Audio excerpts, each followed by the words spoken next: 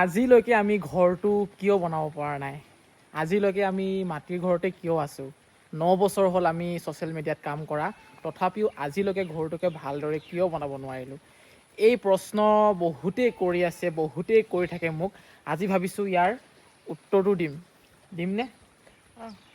আজি মই ইয়াৰ উত্তৰ দিম, আপোনালোকে ভিডিঅ'টো চাই থাকিব। নমস্কাৰ জনাইছোঁ সকলোকে এটা নতুন ভিডিঅ'লৈ আজি আকৌ।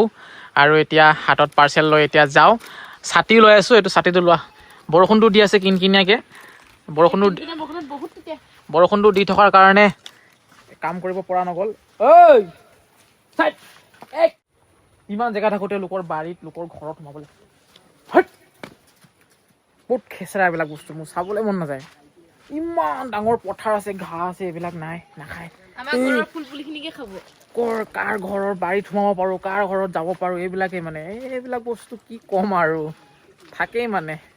আৰু বাৰিষা বতৰ, চবেই ধান ৰুইছে, কিন্তু গৰু ছাগলী নাবান্ধে কিছুমান মানুহে। আজি বতৰটো ইমান বেছি ধুনীয়া নহয়, বৰষুণত টিটি আছে, মুখখনত পানী পৰি গৈছেগৈ।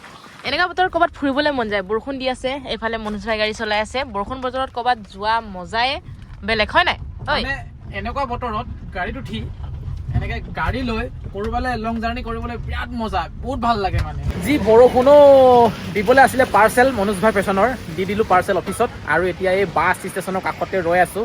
এটা টোপোলা আহি আছে মানে বাছত। লাও ললি দুটা লোকেল লাও এতিয়া কাটি আনা, চাওক কাটা চিনি আছে, লৈ লৈছোঁ। লাও খাই ভাল লাগে মাছৰ লগত, আজি মাছ খাম ন। ঘৰৰ বাৰীৰ কিছুমান লোকেল বস্তু আনি এই দোকানী খুৰাজনে বিক্ৰী কৰেহি ইয়াত। আমি পালেই লৈ যাওঁ আৰু ঘৰলৈ কিনি। এই দোকানখনৰ ওচৰত পাবহে লাগে, মানে খাওঁকৈ আহিয়ে যায়।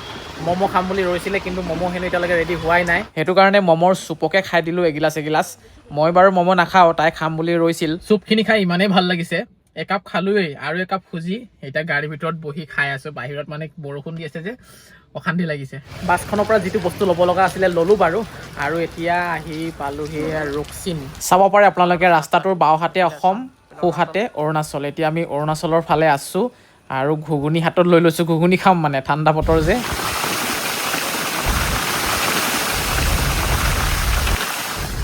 এইটো হৈছে আমাৰ গাঁৱৰ ৰাস্তা। এতিয়া ঘৰলৈ গৈ আছোঁ, দেখিছেনে? প্ৰত্যেক বছৰে বাৰিষাত এই ৰাস্তাটো খহি যায়। আমি গোটেই গাঁৱৰ মানুহে পইচা তুলি চেন গেবেল, মাটি চাটি এনেকৈ পেলাওঁ, ওখ কৰোঁ। আকৌ বাৰিষা হ'লে মানে কি হয় আপোনাৰ, পানীটো বাঢ়ি যায় আৰু এই ৰাস্তাৰ পৰা পানীটো বৈ যায়। বৈ যোৱাৰ ফলত কি হয়, শিলগুটিকেইটা থাকি যায় আৰু গোটেই বালি চালিবোৰ এনেকৈ পথাৰত পৰি যায়গৈ। কেৱল এইখিনিয়ে নহয়, আগতো একেই অৱস্থা।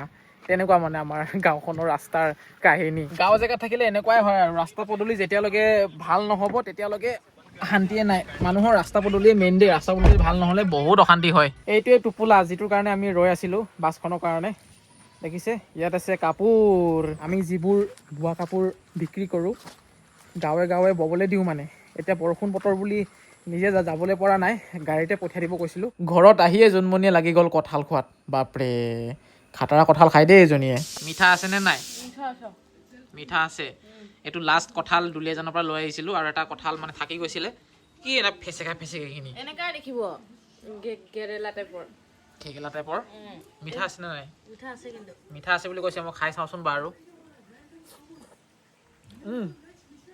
মিঠা বহুত। নোৱাৰিবা, গধুৰ আছে। টানি আনা, চুচুৰা আনা। ইমান ডাঙৰ ডাঙৰ বস্তু দাঙিবলৈ লৈ শক্তি নাথাকে গাত। এতিয়া টোপোলাটো জোনমণিয়ে খুলি দেখুৱাই দিব, কেনেকুৱা ধৰণৰ কাপোৰ আছে আপোনালোককো মই দেখুৱাই দিওঁ বুলি ভাবিছোঁ। খালি দে, ছিগি দে। বঢ়িয়া। ৰিবিকা চেং, ৱাও, ৰিবিকা চেং। এইযোৰো ৰিবিকা চেং, এইযোৰো ৰিবিকা চেং। গোটেই একে কালাৰ নেকি? নহয়, হা, ধুবলৈ দিওঁ যে, সেইকাৰণে মানে একেটা কালাৰে বহুতকেইটা বোৱা হয় আৰু। আচ্ছা, এইযোৰ আকৌ বড়ো ডিজাইনৰ আহি গ'ল, পদ্মিনী যোৰা। মজা দেই। ভিডিঅ'বোৰ ভালদৰে চাবলৈ হ'লে আপোনালোকে মনোজ ভাই ফেশ্বন ইউটিউব চেনেলটো ছাবস্ক্ৰাইব কৰি থ'ব। মই মেনশ্যন কৰি থৈ দিছোঁ টাইটেলত। এই কাপোৰযোৰ বহুতে বিচাৰে, আহিলে ষ্টক শেষেই হৈ যায়, আপোনালোকে ল'ব পাৰিব। বাকী মানে গোটেই টোপোলাটোত প্ৰায়ভাগ ৰিবিকা চেঙে আছে, আৰু ৰিবিকা চেং ববলৈ দিছিলোঁ। এটা মানে কালাৰতে বহুতকেইটা বব দিছিলোঁ, কাৰণ কাষ্টমাৰে বহুত বিচাৰেতো। কঁঠাল খোৱাৰ পাছতে এতিয়া খাম মই কণী, আৰু কণীকেইটা বইল কৰিছিলোঁ। ইমান লেতেৰা দেখিছে। কণী বইল কৰা মেচিনটোত মানে যোৱাকালি মই কাঁচকল বইল কৰিছিলোঁ, চব্জি খোৱা কল যে, সেই কলটো বইল কৰিছিলোঁ। সেই কলৰ কালাৰ আঠা আজি কণী বনাওঁতে লাগি গ'ল। চাই আছে কষ্টুৰে শুই শুই, এইফালে টিভি। এইটো কি, এইটো কাৰ্টুন নে গেম, কি হয় এইটো বস্তু? এতিয়া মই আপোনালোকক ক'বলৈ বিচাৰিছোঁ যে আজিলৈকে মই ঘৰটো কিয় ভালদৰে বনাব পৰা নাই বা পকী ঘৰ কিয় বনাব পৰা নাই। এইটো ভিডিঅ'ত এইখিনি কথা মই ক'বলৈ বিচৰা নাছিলোঁ যদিও বহুতেই মোক সুধি থাকে আৰু ঠাট্টাও কৰি থাকে। তো ইমান বছৰ কাম কৰিলি ছ'চিয়েল মিডিয়াত, কিন্তু আজিলৈকে ঘৰটো বনাব নোৱাৰিলি। বৰষুণটো দি আছে, হ'লেও ছাতিটো মই ছাইড কৰি দিছোঁ। এই 9 বছৰত মোৰ জীৱনটো বহুত সলনি হ'ল বুলি ক'ব লাগিব। প্ৰথম অৱস্থাত মই পুলি বেচিছিলোঁ, গছ পুলি বেচিছিলোঁ। যিসকলে মোৰ ভিডিঅ' আগৰ পৰা চাই আছে তেওঁলোকে গম পাব, মই নাৰ্চাৰী ব্যৱসায় এটা কৰিছিলোঁ। টুক টাককৈ চলি আছিলোঁ, ঘৰখন চলি আছিলে, বিয়াও পাতিছিলোঁ তেতিয়া। তাৰপিছতে যেতিয়া ছ'চিয়েল মিডিয়া আহিলে, জিঅ' আহিলে, মোবাইল ল'লোঁ ছেকেণ্ড হেণ্ড লগৰীয়া এজনৰ পৰা, তেনেকৈয়ে মই ইউটিউব চেনেল খুলি ভিডিঅ' বনোৱা আৰম্ভ কৰিলোঁ। লাহে লাহে লাহে লাহে সকলোৱে চিনি পোৱা হ'ল। লাহে লাহে লাহে লাহে লাহে প্ৰায় 1.5 বছৰ ধৈৰ্য ধৰি কষ্ট কৰি ভিডিঅ' বনোৱাৰ পাছত মোৰ পইচা অহা আৰম্ভ হ'ল লাহে লাহে লাহে লাহে। তাৰ পাছতে মানে জীৱনটো অলপ অলপ সলনি হ'ব ধৰিলে। আৰু সেই 2017 চনতেই যে আৰম্ভ কৰিলোঁ, 2017 চনৰ পৰা আজি 2026 চন, এই 9 বছৰ কাম কৰিলোঁ। আৰু এই 9 বছৰত মোৰ জীৱনটো মানে বহুতখিনি সলনি হ'ল বুলি ক'ব লাগিব।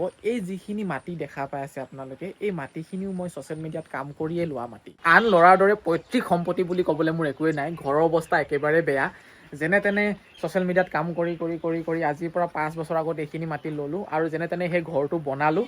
চাওক, ঘৰ এটা বনাবলৈ মাটি লাগিব। আৰু আমি যিখিনি জেগাত আছিলোঁ, আমাৰ মানে দেউতাৰ মাৰ যিটো মানে আমাৰ যিটো জন্মৰ মেইন গাঁওখন বা ঘৰখন, সেইখিনি অলপ ৰেলৱে আণ্ডাৰত পৰে, যাৰ কাৰণে অলপ ভৱিষ্যতটো অলপ মানে সুৰক্ষিত নহয়। সেইটো কাৰণে এই মাটিখিনি বহুত দৰকাৰ হৈ আছিলে, কিনিলোঁ যেনে তেনে। তাৰপিছতে থুলমূলকৈ ঘৰটো বনাই ধুনীয়াকৈ এতিয়া বৰ্তমান আছোঁ। মাটিখিনি কিনিলোঁ, বহুত টকা গ'ল। আকৌ ঘৰটো বনাবলৈতো টকা নাই। ছ'চিয়েল মিডিয়াত বেলেগৰ দৰে ইমানো লাখে লাখে টকা নাপাওঁ, 2 টকা পাওঁ, জমা কৰি কৰি এইখিনি মাটি কিনিলোঁ আৰু বাঁহৰ ঘৰটো বনাই ধুনীয়াকৈ আছোঁ। আৰু বহুতেই ভাবে মই ইউটিউবাৰ মানুহ, বহুত পইচা পাওঁ, লাখে লাখে পাওঁ। আজিকালি সেই আগৰ দিন নাই লাখে লাখে পাবলৈ। আজিকালি ইউটিউবতো ভিউজ নাহে, চবে আজিকালি শ্বৰ্ট ভিডিঅ' চায়। ফেচবুকতো তেনেকৈ ভিউজ আহিলেও আজিকালি আৰ্নিংটো নিদিয়ে আগৰ নিচিনাকৈ। কণ্টেণ্ট মনিটাইজেশ্যন দি ভিডিঅ'ত আৰ্নিংটো একেবাৰে 0 কৰি পেলাইছে। ফেচবুকত 1 লাখ ভিউজত $2 মান আহে। মানে 1 লাখ ভিউজত ফেচবুকত 200-250 টকামান পায়। আৰু 1 লাখ ভিউজত আপুনি ইউটিউবত যদি আনিব পাৰে, ইউটিউবত 1 লাখ ভিউজত 1000-1200 টকামান পায়। তেতিয়াহ'লে ভাবি চাওক, 1 লাখমান টকা ইনকাম কৰিব হ'লে 1 মাহত কিমান মিলিয়ন ভিউজ আহিব লাগিব। স্পনচাৰশ্বিপ আহিলে মানে টকা চকা আহি যায়, কিন্তু স্পনচাৰশ্বিপ আজিকালি নাপায়। আজিকালি সেই মাৰ্কেটখন নাই। আগতে আজিৰ পৰা 5-6 বছৰ আগত যিখন আছিলে মানে ছ'চিয়েল মিডিয়াৰ মাৰ্কেটখন। এতিয়া মোক কিছুমানে কয়, গাড়ীখন কিনিব পাৰিছ, ঘৰটো বনাব নোৱাৰ, দামী দামী মোবাইল কিনিব পাৰ, ঘৰটো বনাব নোৱাৰ, সেই বুলি কয়। এতিয়া কি ক'ম, মোৰ কামেই এইটো। মই ভিডিঅ' বনাবলৈ মোক ভাল এটা মোবাইল ফোন লাগিবই, সেইটো কাৰণে মই আইফোন কিনিবই লাগিব, ভাল কোৱালিটিৰ কেমেৰা থকা। আৰু গাড়ীখন মই য'ত ত'ত যাবৰ কাৰণে গাড়ীখন লাগিবই, কাৰণ এটা ফেমিলি আছে আৰু মই ভিডিঅ' বনোৱা মানুহ। আজি মোক হঠাৎ যদি কোনোবাই গুৱাহাটীলৈ মাতে, মইতো যাব লাগিব, ক'ত বেলেগ গাড়ীত যাবতো নোৱাৰোঁ, সময় মিলিব লাগিব। সেইকাৰণে নিজাববীয়াকৈ এখন গাড়ী লাগিবই। সেইখিনি হৈছে মোৰ মানে পইচা ইনকাম কৰাৰ আহিলা, সেইটো বস্তু লাগিবই মানুহক। এইখিনি মাটি 5 বছৰ আগত কিনিলোঁ বুলি মই আপোনালোকক ক'লোঁ বাৰু। এইখিনিৰ পাছত মই আৰু এডোখৰ জেগাত মানে মাটি লৈ থৈ দিলোঁ অকণমানিকৈ। মই পিছত বাৰু সুবিধা হ'লে দেখুৱাম ক'ত ল'লোঁ, কি কথা। মই মানে অলপ বেলেগকৈ ভাবোঁ, মোৰ মাইণ্ডটো অলপ বেলেগ ধৰণৰ। পইচা পোৱাৰ পাছত, পইচা যেতিয়া মোৰ হাতলৈ আহে, মই মানে বহুত গভীৰকৈ চিন্তা কৰোঁ। কাৰণ যদি 2 টকামান হাতলৈ আহে, ভাল জেগাত ইনভেষ্ট কৰিব লাগে বুলি ভাবোঁ। এতিয়া মোৰ যদি হাতত কেইটকামান থাকে, মই যদি মাটি অলপ কিনি থওঁ, সেইখিনি মাটি পিছলৈ বহুত ভেলু হ'ব। এতিয়া মোৰ ল'ৰা ছোৱালী যেতিয়া মোৰ ডাঙৰ হ'ব, যেতিয়া ল'ৰা ছোৱালী ডাঙৰ হোৱাৰ সময়ত মাটিৰ দাম কিমান হ'ব আপোনালোকে ভাবি চাওক। এতিয়া যদি মই নাখাই নবৈ, ঘৰ চৰ নবনাই যদি যেনে তেনে মাটি এডোখৰ কিনি থৈ দিওঁ, এই ভৱিষ্যতলৈ মোৰ ল'ৰা ছোৱালীয়ে বহুত বেছি মানে আৰাম পাব। তেতিয়া যদি তেওঁলোকে মাটি কিনিব লগা হয়, মোৰ ল'ৰা ছোৱালী কিমান টকা লাগিব ভাবি চাওক। সেইকাৰণে মই মানে নাখাই নবৈ, ঘৰ চৰ নবনাই হ'লেও যেনে তেনে এইখিনি মাটি লোৱাৰ পাছতো আৰু এটা জেগাত মই মাটি লৈ ল'লোঁ। সেইটো জেগাত যদি মই মাটি নল'লোহেঁতেন, তেতিয়াহ'লে মোৰ আজি RCC এটা বিল্ডিং ধুনীয়াকৈ ইয়াত খাৰা হৈ থাকিলেহেঁতেন। মই মানে কথাটো এনেকৈ ভাবোঁ, চান্স পাওঁতেই, সুবিধা পাওঁতেই মাটি বোলা বস্তুটো লৈ থ'ব লাগে। পাছত আৰু নোৱাৰি। পাছত যিমান টকা দিলেও আপুনি মাটি নাপাব, কিন্তু টকা থাকিলে পাছত ঘৰো বনাব পাৰিব। একো নাই, ভগৱানে ভালে কুশলে ৰাখিলে নিশ্চয় এদিন পকা ঘৰ এটা বনাব পাৰিম, ধুনীয়াকৈ ঘৰ এটা বনাব পাৰিম, নিজৰ পৰিয়ালটোক ৰাখিবলৈ পাৰিম। ধৈৰ্য ধৰি আছোঁ, কষ্ট কৰি আছোঁ, এদিন নিশ্চয় সপোন পূৰণ হ'ব সেইটোৱে ভাবিছোঁ। আৰু কিছুমান বস্তু পাবলৈ অলপ সময়ো লাগে। এতিয়া মই যাবলৈ ওলাইছোঁ জিমলৈ, আৰু মাকে জীয়েকে মিলি মোক ইমানেই বেছি হাঁহি আছে, আৰু হাঁহাৰ কাৰণটো হৈছে মানে এইফালে বেগটো, এইফালে ওচৰত এই বেগটো চাই হাঁহি আছে। এইটো কি বেয়া বেগ মানে, জিমত লৈ যোৱা বেগটো কালি বৰষুণত তিতি থাকিলে স্কুটিত আহোঁতে, সেইকাৰণে আজি মই 20 টকীয়া বগা বেগটোত মানে জিমৰ গোটেই সামগ্ৰীখিনি ভৰাই লৈছোঁ। আৰু চাব পাৰে আপোনালোকে, ইয়াত ঢেৰ বস্তু আছে, এনেকৈ পানী চানীৰ পৰা ধৰি কিবা কিবি। কস্তুৰী হাঁহি আছে মোক গৰীব বুলি, মাকে হাঁহি আছে লাজ পাইছোঁ বুলি। নহয় বেগ আছে নথকা নহয়, তথাপি এইটো বেগ কিয় বুলি হাঁহিছোঁ মই, বেগটো নিয়াৰ কাৰণে হাঁহা নাই। থাকিও যে এইটো নিব লগা হৈছে সেইটো কথা। এই বেগটো বেছি মজা ল'বলৈ, দেখা নাই মজা হৈছে, আৰু বৰষুণতো তিতিলেও মানে টেনশ্যন নাই। ব'লা নাহাঁহিবা দেই কস্তুৰী, নাপায়। এইটো ভিডিঅ' মই সামৰণি মাৰিছোঁ ইয়াতে, লগ পাম অন্য এটা ভিডিঅ'ত।